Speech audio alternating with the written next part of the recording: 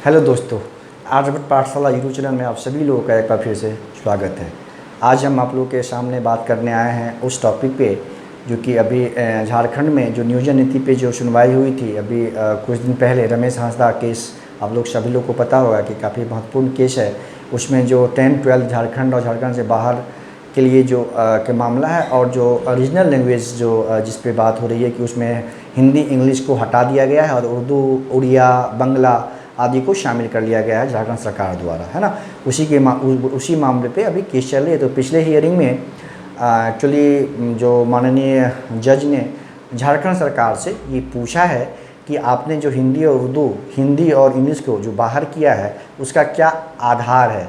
आपने उर्दू को जो शामिल किया है तो क्या इसके लिए आपने उसके लिए कोई अध्ययन किया है, उसके लिए कोई डाटा आपने बनाया है। तो जिस आधार पर मतलब क्या आधार है कि आप उर्दू को रखा है और हिंदी इंग्लिश को आपने शामिल किया है, इसका क्या लॉजिकल क्या आधार है ना। ये जबकि सभी लोग को पता है कि झारखंड में जो पढ़ाई का जो मुख्य माध्यम है वो हिंदी है। स्कूलों में हिंदी और इंग्लिश में ही पढ़ाई होती है, ठीक है।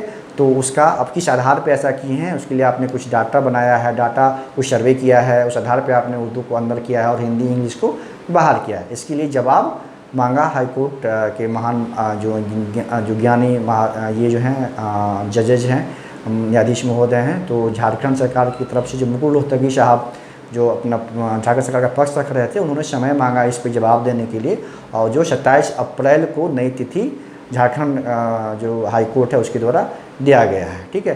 फिर दूसरा मामला ये था कि आपका जो 10-12 झारखंड से बाहर और झारखंड से बाहर जो बच्चे किए हैं और झारखंड के बच्चे हैं उन लोगों को मौका नहीं मिल रहा। तो उन्होंने इसकी रिगार्डिंग भी प्रश्न पूछा कि मतलब एक ही रूल के अंतर्गत मतलब दो अलग अलग व्यवहार क्यों किया जा रहा है। अगर जो रिजर्व कैटेगरी के स्टूडेंट हैं अगर झारखंड के हैं तो उनको छूट मिली बाहर से पढ़ने के बावजूद वो यहाँ पे फॉर्म फिलअप कर सकते हैं। लेकिन झारखंड के निवासी हैं अगर वो सामान्य कैटेगरी से बिलोंग करते हैं, अगर वो बाहर से 10-12 किया है तो वो फॉर्म फिलअप नहीं कर सकते। इसका क्या आधार है, ये किस आधार पे किया गया है, इसके लिए भी सवाल किया गया।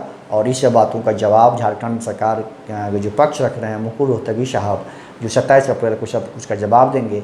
और देखिए होता क्या है, क्योंकि इस पे अब मुझे लगता है कि निर्णय जो है बहुत डिले नहीं होगा। 27 अप्रैल को हो सकता है कि इस पर निर्णय आ जाए।